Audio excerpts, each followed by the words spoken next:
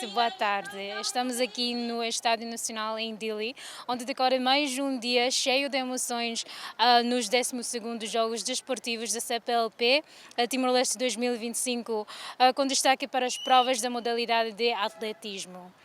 As competições começaram com a prova de salto em comprimento masculino, onde os atletas demonstram grande técnica e determinação. Em seguida, a velocidade tomou conta da pista com as finais dos 200 metros, tanto na categoria feminina quanto masculino, com disputas intensas do início ao fim.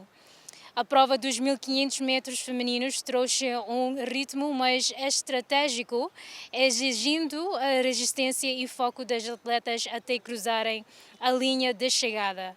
Ao mesmo tempo, no campo, decorreu a prova de lançamento do peso masculino, com o peso de 5 kg, onde os atletas demonstraram força impressionante e técnica apurada. O programa também incluiu as provas paralímpicas dos 200 metros nas categorias T11, T12 e T13, em ambas as categorias, femininas e masculinos, mostrando que o espírito desportivo não tem limites.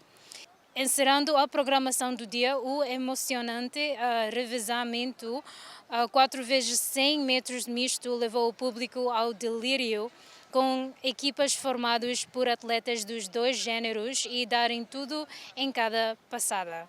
Foi mais um dia inspirador que reforça o espírito de união e amizade entre os países da CPLP.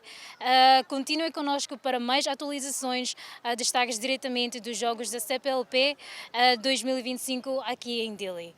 Digna Serão, Egas Cristóvão, Tatoli.